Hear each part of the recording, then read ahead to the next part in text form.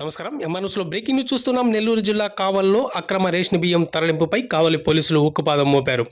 నిన్న కావలి పట్టణంలోనే వెంగయ్యగారిపాలెం బైపాస్ వద్ద ఓ లారీలో 120 బస్తాలు తరలిస్తుండగా వాటిని పట్టుకున్న పోలీసుల విషయం మరొక ముందే ఈరోజు కావలి పట్టణంలోని మద్రుపాడు సమీపంలో ఉన్న లారీ స్టాండ్ వద్ద 3 లారీలలో రేషన్ బియ్యం అక్రమంగా నిలువ ఉంచారని విషయం తెలుసుకున్న ఒకటో పట్టణ పోలీసులు అక్కడికి వెళ్లి తనిఖీ చేశారు. వాటిలో సుమారు 600 బస్తాలు పీడీఎస్ రైస్ ఉన్నట్లుగా వారు గుర్తించారు.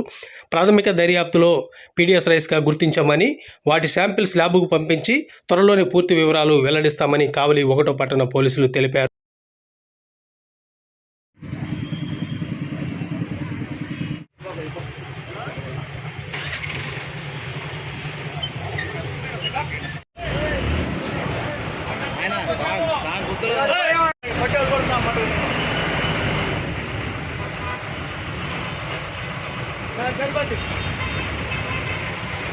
ఇంకా పోనీ చివరి బొమ్మలు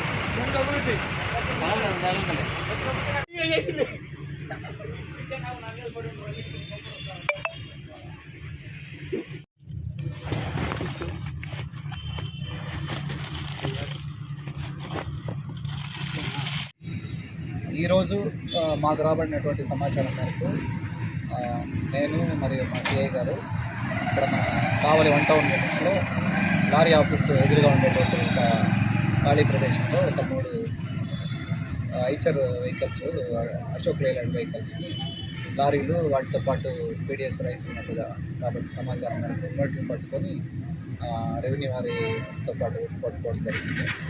ఇప్పుడు ప్రజెంట్ అవి తర్వాత ఇన్వెస్టిగేషన్లో ఎన్ని ఉన్నాయి మొత్తం అనేటువంటిది కూడా సుమారుగా ఎన్ని బస్తాలు ఉన్నాయి? సుమారుగా 3 కలిపి ఒక 600 బస్తాలు ఉంటాయని చెప్పి సమాచారం. చూడడానికి కూడా అంతే కనిపిస్తున్నాయి. తర్వాత మళ్ళీ కౌంట్ చేసిన తర్వాత ఫర్దర్ ఇన్వెస్టిగేషన్లో